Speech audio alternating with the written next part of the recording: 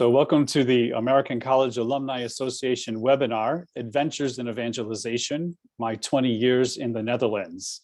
The Alumni Association is pleased to present Dr. Timothy Schilling, who studied English at Princeton University and earned an MA in Religious Studies at the KU Leuven, and then completed a doctorate in Practical Theology at the Catholic Theological University of Utrecht.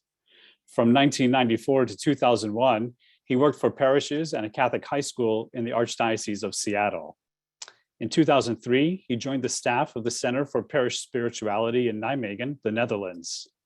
His writings have appeared in Commonweal, America, Image, First Things, The Tablet, Communio, Katholiek Nieuwsblad, and other journals. He is married to Janke de Groot and has two children, Minahan and Pieter. Tim was a few years ahead of me in Leuven, but I had the pleasure to co-present with him in a course on adult faith formation. His intuitive insights encourage a church that journeys together, which is rather appropriate for the diocesan phase of the synod that the entire church is engaged with currently. Now, alumni and friends, it is my pleasure to invite Dr. Schilling to share his experiences of evangelization with us. Tim. Thank you, Mark. It's a great privilege and honor to be here with you all tonight, and to also very fun to get a chance to speak in English for a change. I normally work in Dutch, and so this is a nice change of pace for me. I guess I'll just launch into the presentation here. So I'm going to share a screen with you all, and this will accompany the presentation I'm going to give.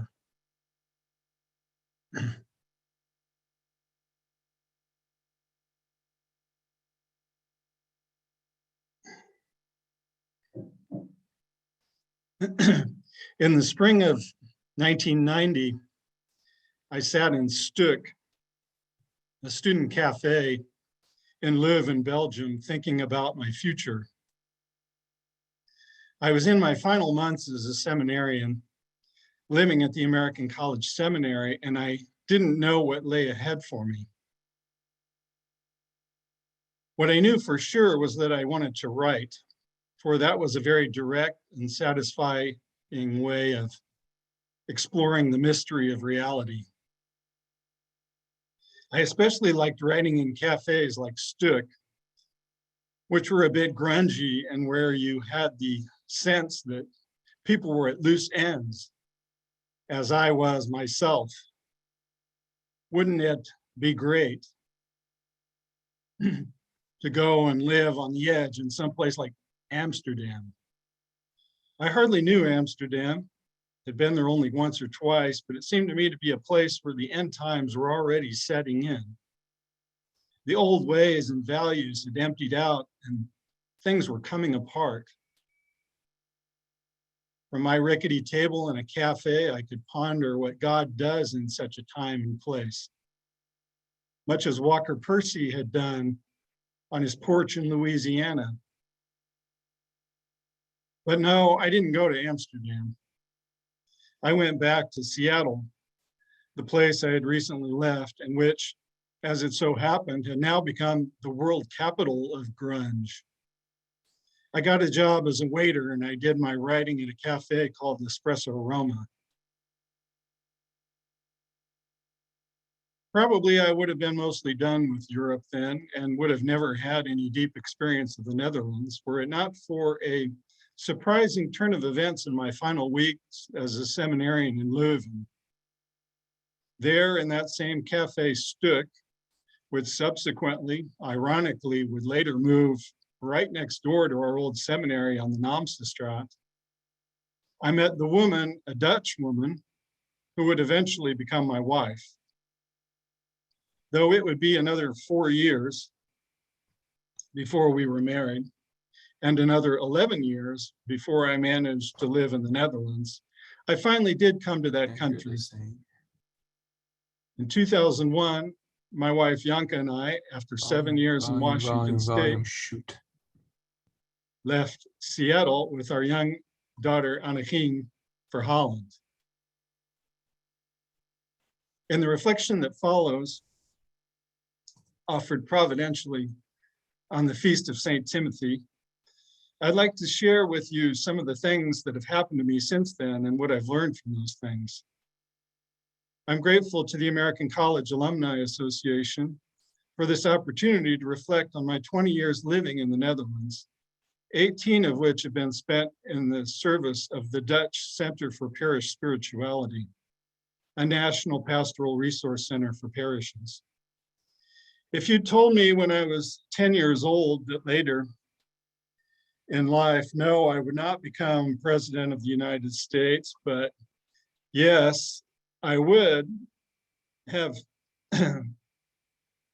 spent my adulthood trying to help people get to know God in the Netherlands, I would have found that a perplexing and worrisome prospect indeed. But now, as I actually live out this experience, I count myself lucky to be undergoing such a challenging and worthwhile adventure.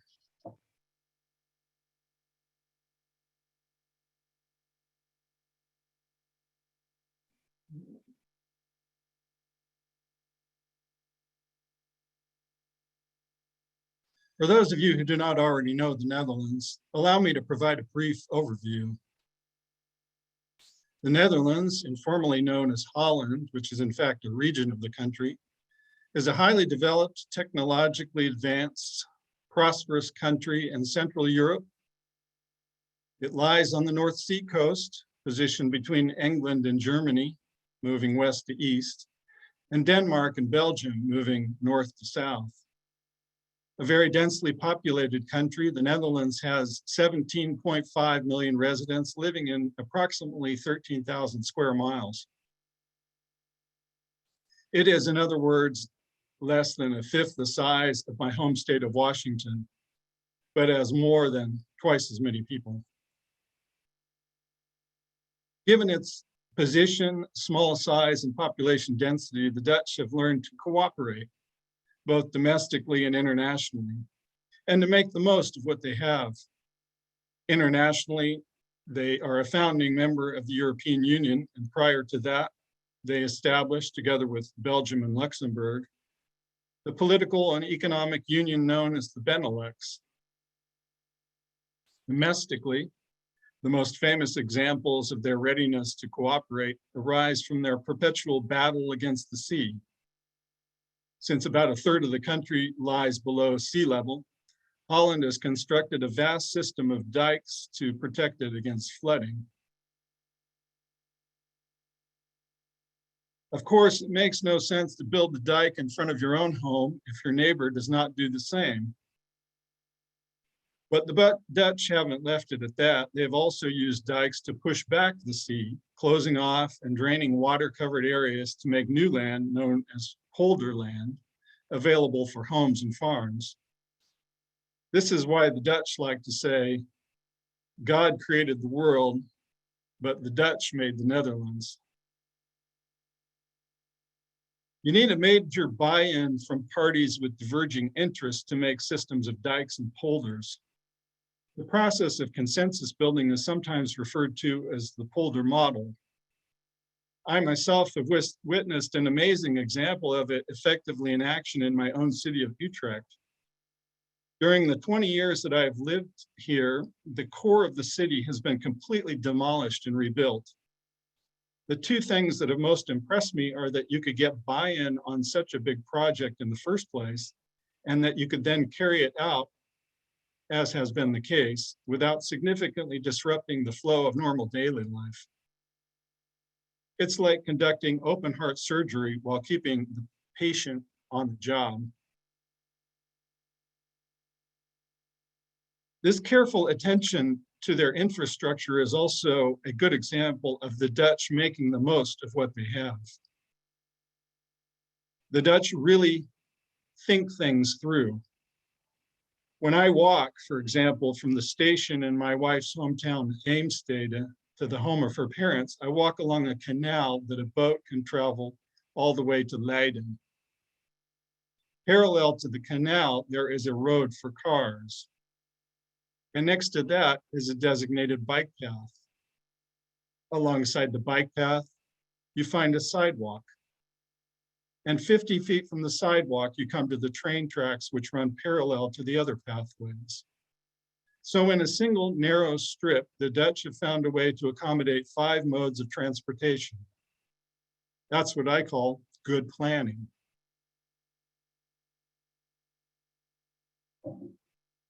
This does not mean the Dutch always have their act together. One drawback to the premium the Dutch place on collaboration and cooperation is that getting parties on board can take a long time. The Dutch have a parliamentary government with King Willem-Alexander in a significant but largely symbolic role. The parliament currently includes representatives of 21 different political parties. And after the elections of March of 2021, it took 9 months to form a new government. Parliamentary debates often lead not to action, but to calls for clarification and for postponement of the discussion until more research can be done. That was one of the first things I learned when I moved to the Netherlands. The Dutch love research. Agriculture, trade, and banking are leading sectors of the Dutch economy. The country's shipping industry and navy made it a world power in the 17th century when the importation of spices and other goods from Indonesia and other countries made it rich. Some of those profits paid for the art and architecture for which the Dutch are still justly famous. The Dutch continue to make beautiful buildings. They never just slap one down. The country enjoys excellent education and healthcare systems, both of which are affordable and widely available on the whole. The population is highly educated and has been known historically for its social tolerance and liberal views.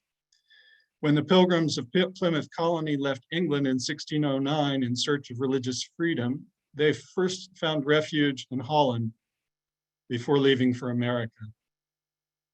More recently, an influx of guest workers arrived in the 20th century from Turkey, Morocco, and other countries. These primarily Muslim immigrants, now in the 3rd generation, make up a significant part of today's current population. 10% of the residents of Utrecht identify as Muslim, and 5% of the country as a whole.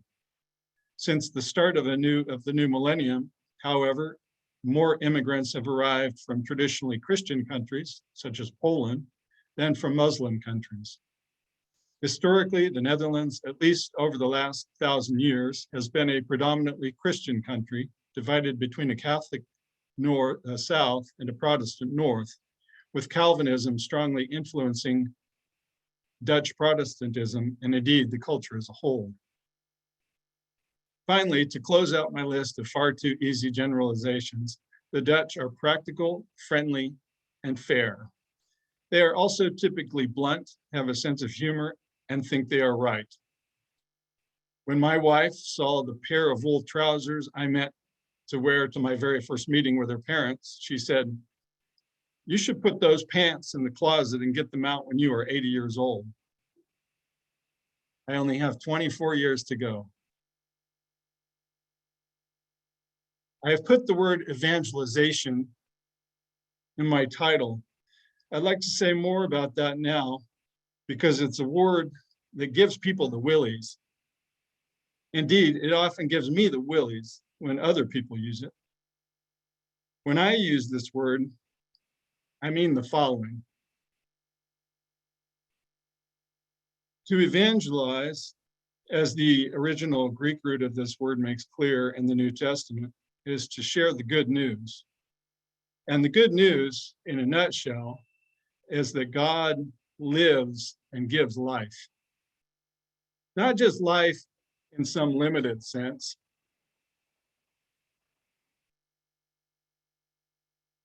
For 70 years, say, or in the conditional way that a sunny day in February can suddenly make you feel alive again, but fully and definitively.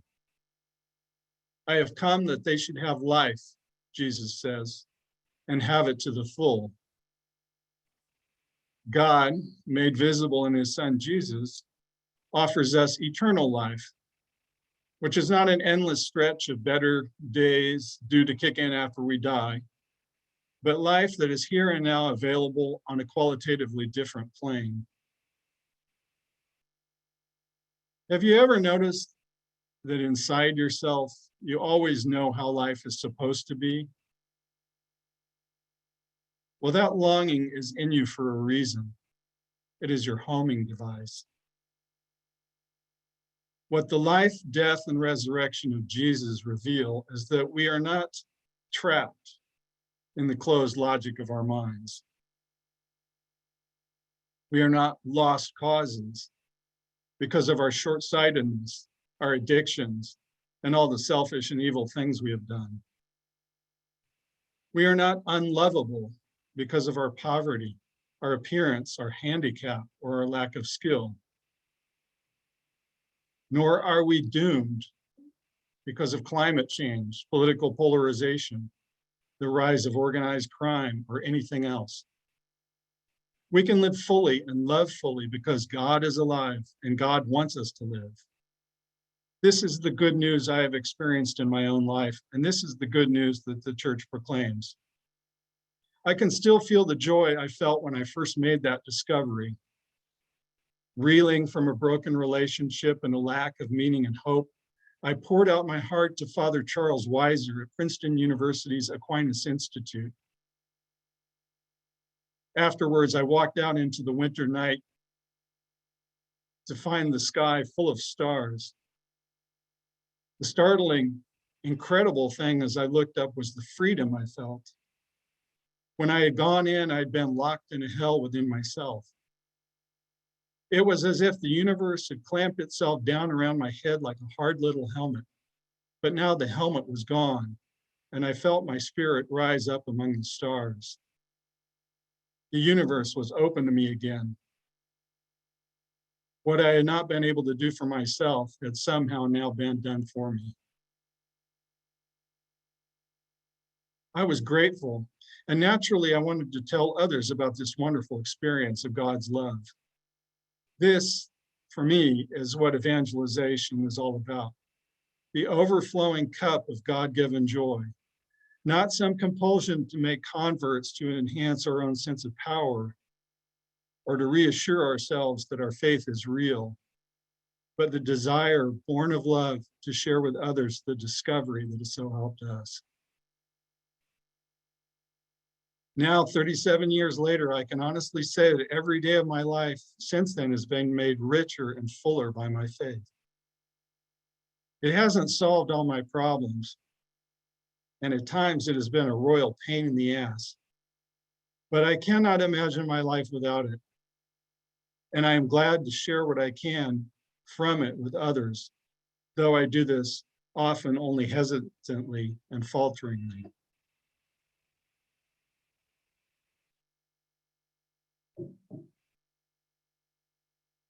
Thus did it seem appropriate in 2001 when we left Seattle for our new life in the Netherlands that we did so on Pentecost Sunday.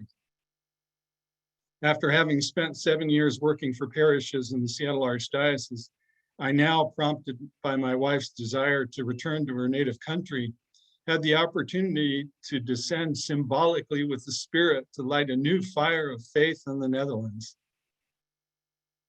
I knew that the Dutch bishops had already in the 1990s declared the country mission territory.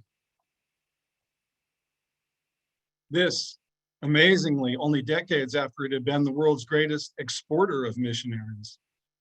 Now it was even more secularized than my own highly unchurched Seattle. Maybe, I thought, I could reacquaint the place with the good old good news. As you can imagine, this was easier said than done. No one was sitting waiting to hear what I had to say. From here on out, I'd like to share some learnings from my early attempts to share faith in certain circles I traveled in, namely the world of family and friends and the world of the university. After that, I'll consider how those learnings have been relevant for our work at the Center for Parish Spirituality.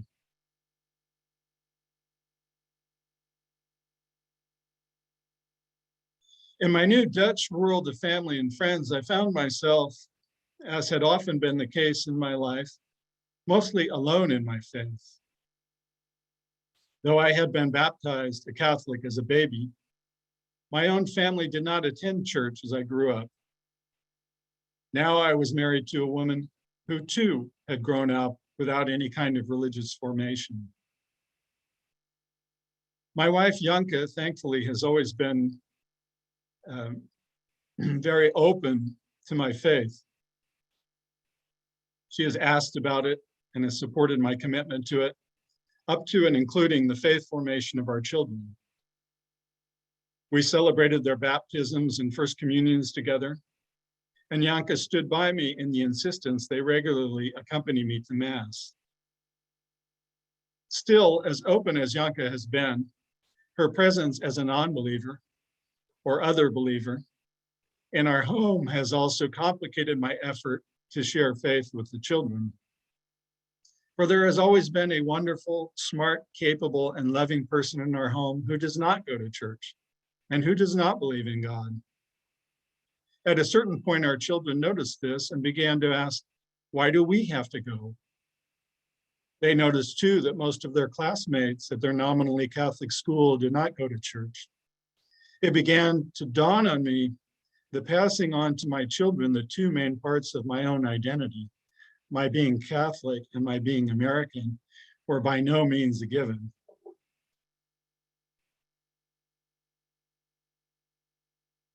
Here we have a first important lesson about evangelization. The fact that you yourself have had an experience of God does not mean that this will make anyone else, no matter how close they are to you, believe in God. People must have their own experience of faith for it truly to take hold. A second finding from my early days in Utrecht was that being a loner in faith was common in the Netherlands. The days of large families tromping into church together on Sunday was, in most places, long gone. Looking around, I typically saw a scattering of individuals in church, and occasionally a couple, most of them older, sometimes a single parent with a child, only rarely a teenager. At the same time, I was struck by the fact that people in Holland had a less pressing need than people in the US to go to church in search of community. Yes, that was one reason to go, and it is becoming increasingly important as individualization increases in the society here. But social ties in daily life here are more readily established and maintained, as I see it, than in the US. This is because the Dutch live much closer to their neighbors.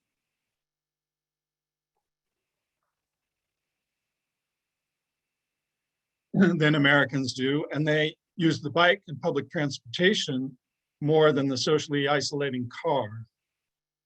The small size of the country also makes it easier for members of families to stay in touch.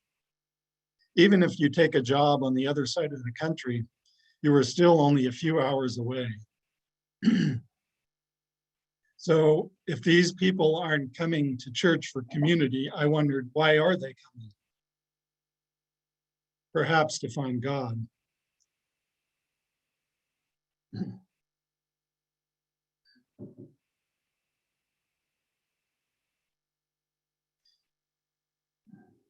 As I got to know our neighbors in Utrecht, on our block and at the schoolyard and soccer fields where our children play, I noticed that many people, though they typically practice no faith themselves, were interested to know that I did.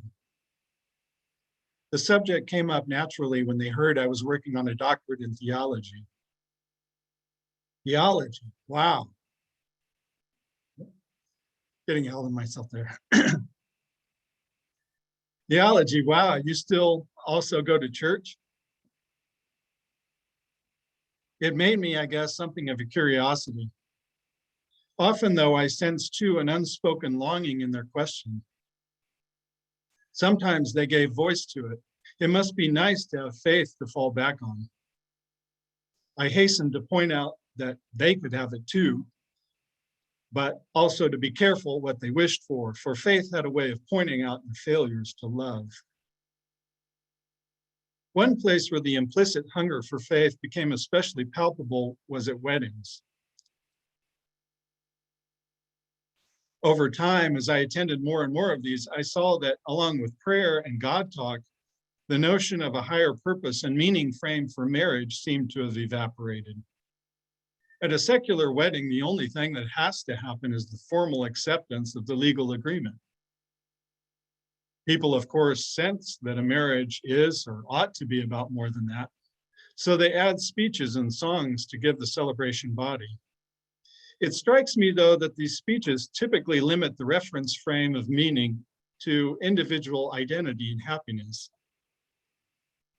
The marriage story becomes the story of two individuals who choose for one another because they believe they will be happy together.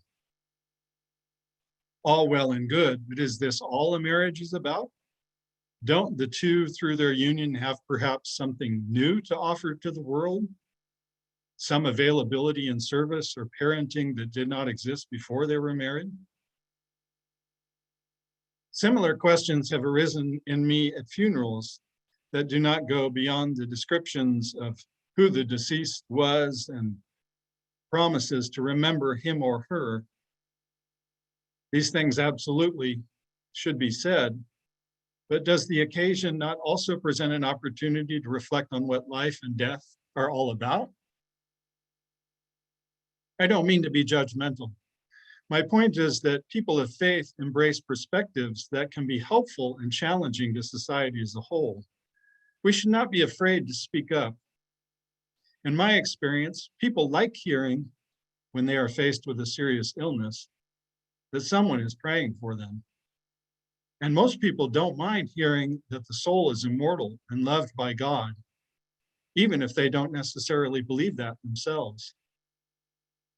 Whenever I get the chance, when I'm making a birthday toast, for example, I try to throw in a little Christian hope, a Bible verse or an instructive anecdote.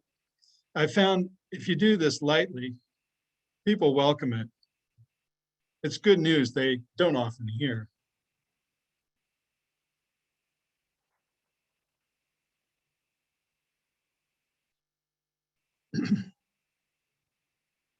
Besides in the world of family and friends, I also found myself trying to live and share my faith at the Catholic Theological University of Utrecht.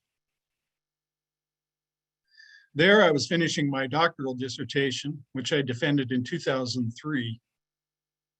You'd think faith would always be alive at a Catholic university, but that is not always the case. As I'd seen at the Catholic University of Leuven, adherence to historical, critical, and social scientific methodologies can get in the way of prayerful appeals to the Lord. One gets used to leaving God out of the equation, even when studying the Bible or the church. I did the same to a degree when writing my dissertation on Seattle Archbishop Raymond Hutthausen's conflict with the Vatican. Though I was working within the Department of Practical Theology, the theology in my manuscript was marginal at best. Overwhelmingly present was my sociological analysis of the church as an organization, and my use of critical discourse analysis to shed light on the relations of power within the organization. This was not a bad thing to do. It showed clearly how power could be misused within the church. Valuable learning for sure, since many of the strategies I saw applied in the Hunthausen affair had now also come to light as the sexual abuse crisis exploded in the American church. Both situations showed how dangerous it is when the church at all costs tries to maintain its own power and prestige.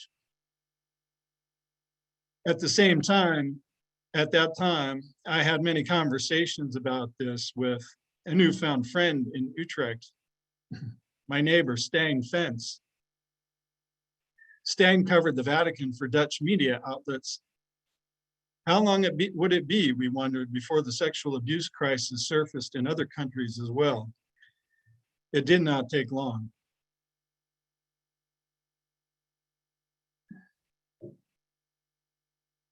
I mention all of this because when speaking of evangelization, it is important to remember that God, and not the church, is finally what it is all about. The church is God's instrument, but it is made up of sinners, and people are well aware of sins committed under the guise of faith. I mention this too to remind us that our mission as church is aided by outside parties, even when they are critical.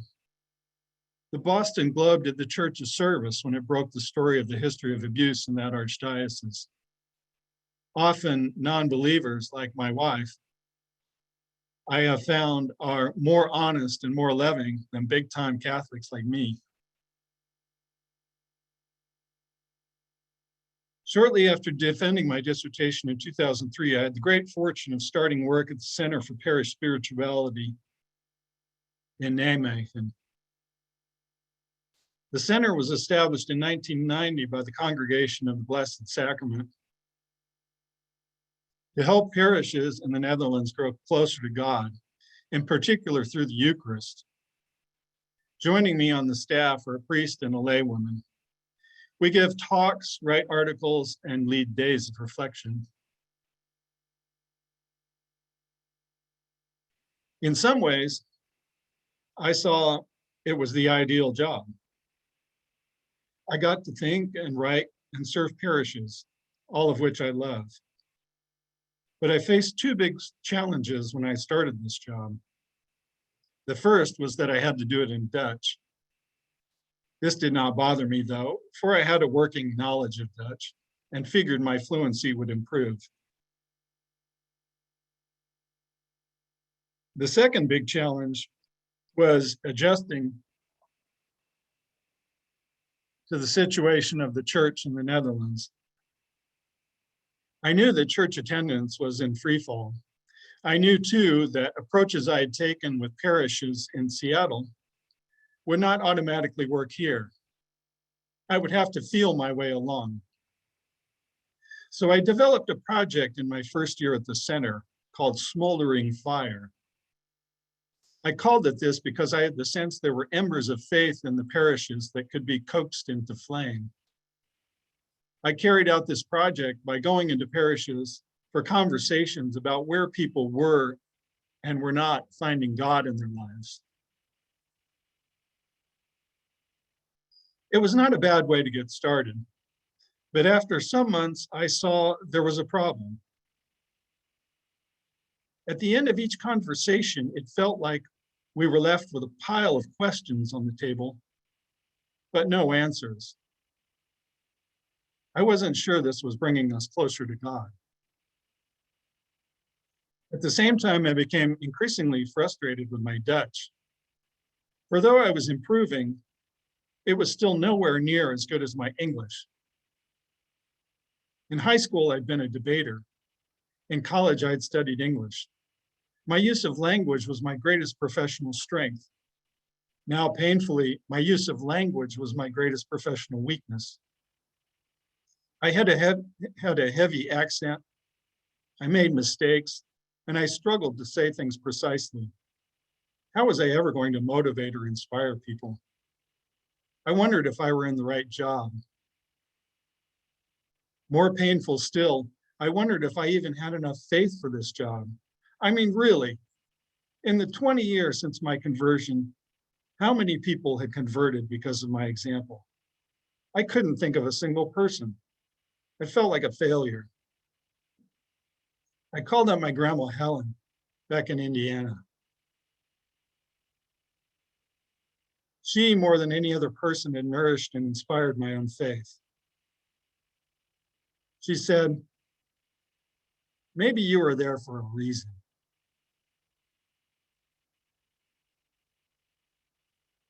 Not long after that, I spoke with another woman who said something that helped me. Ellie van Meel worked for one of the parishes we served. When I expressed regret that my presentations were not more polished, she said, it's not the crispness of the presentations that matters, but your openness to God. After that, I started praying more. Instead of putting extra time into my PowerPoint, I began praying for the people who would come. I prayed that God would open our hearts to him and to one another. This new approach put me more at ease. It was good to be reminded that only God can save us.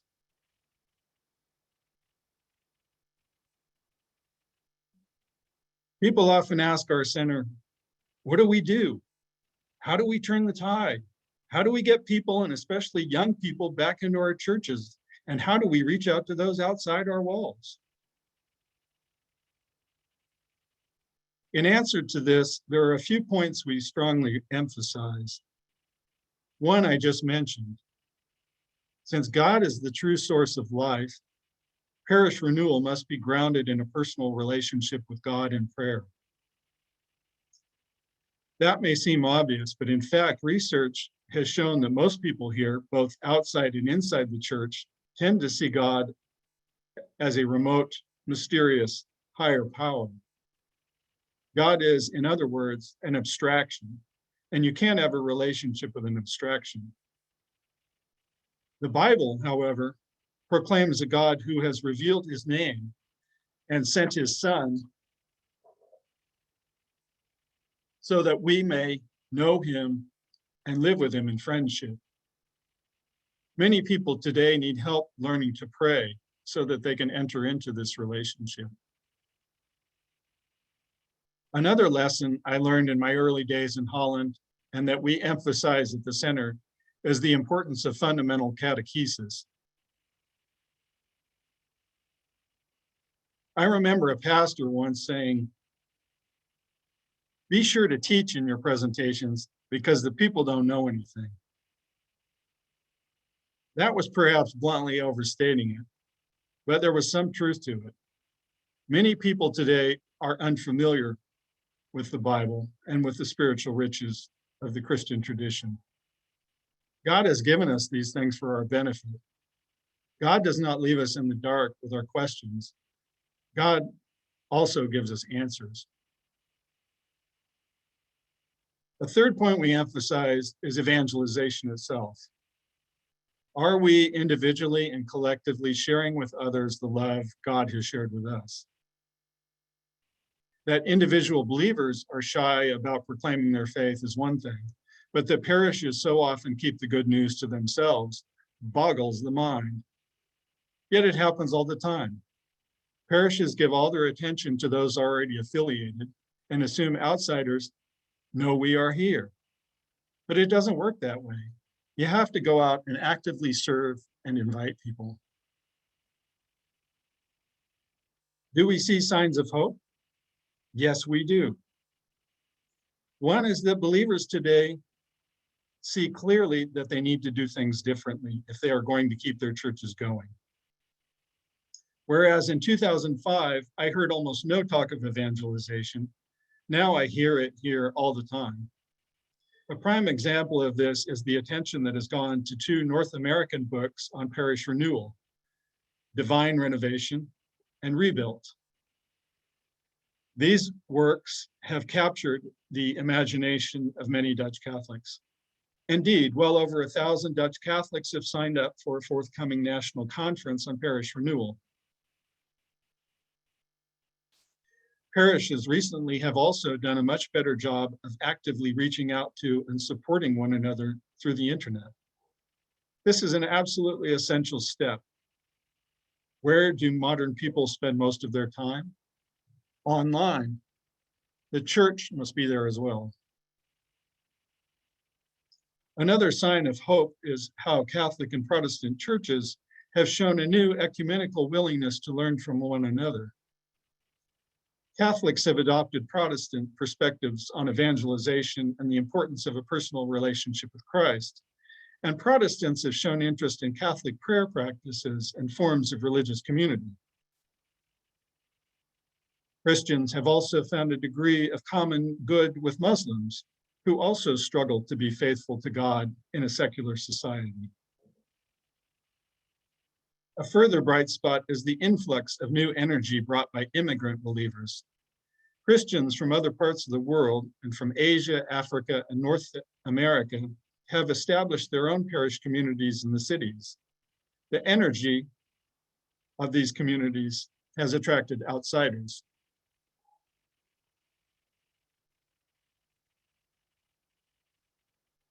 A wonderful development during the corona pandemic has been the new readiness by parishes to keep their doors open, even during weekdays. Open doors are one of the most important signs of welcoming that we can show. Finally, we are also seeing among the younger generation of Dutch an openness to religious perspectives that is not present in the older generations that had had frustrating or disenchanting experiences of church. The church for many young people today is a blank slate. Some are curious. The most important sign of hope, however, is the one that is always the only one that counts. The same God who has always loved us is still here. Society may have changed, but God hasn't. We may rejoice in that.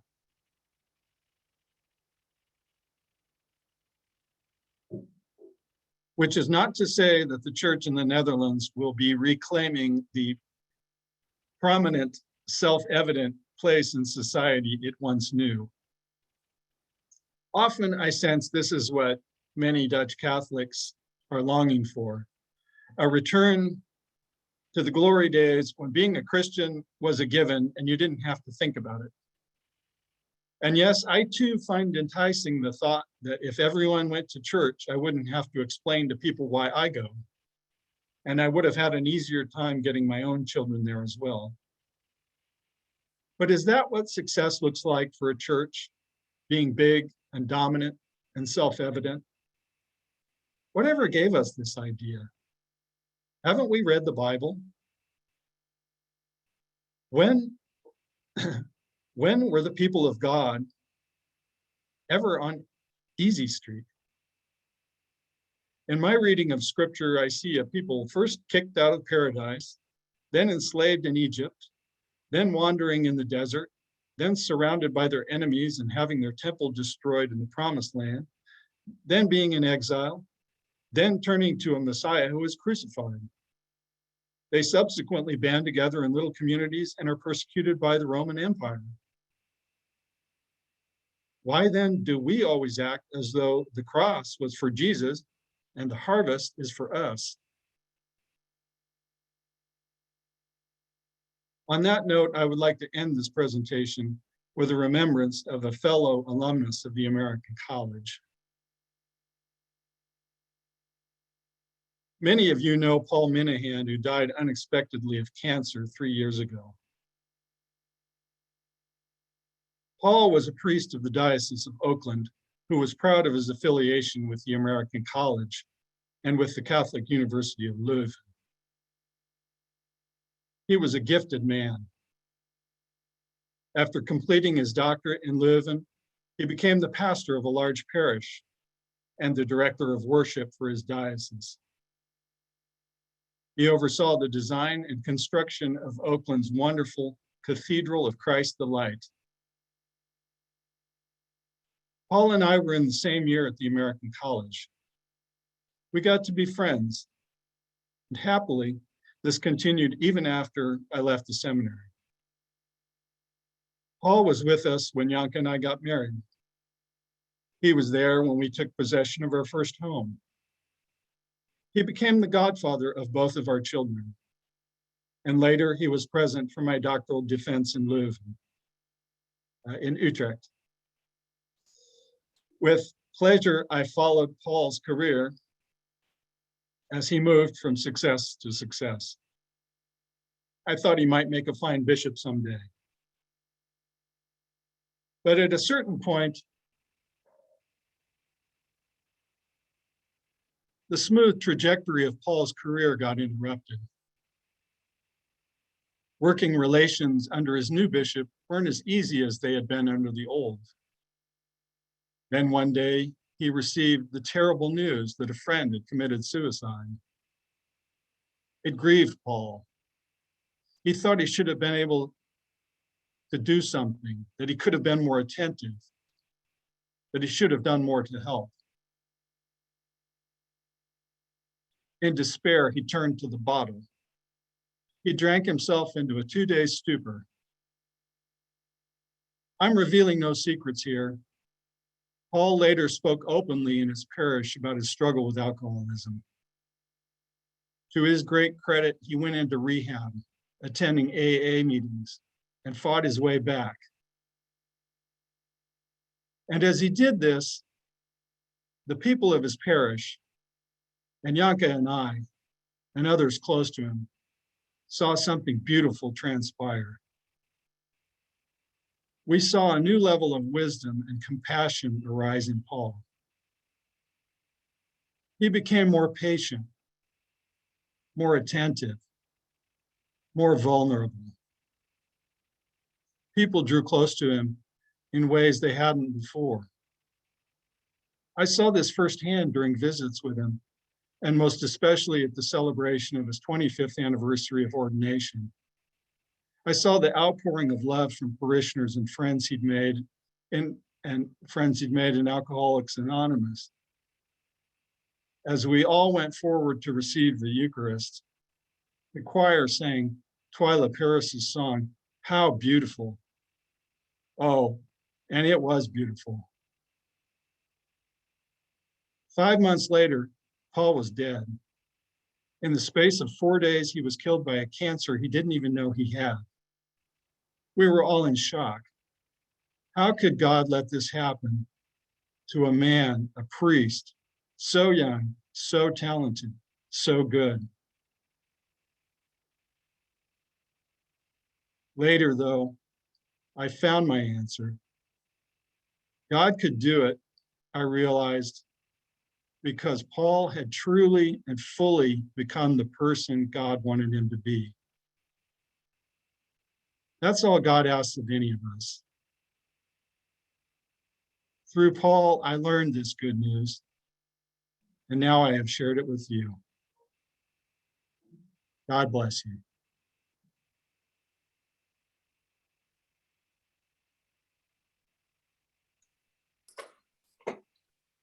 Tim, on behalf of the American College Alumni Association, I want to thank you for sharing with us that overflowing cup of God-given joy through your review of experiences of life in the Netherlands and your faith life as well.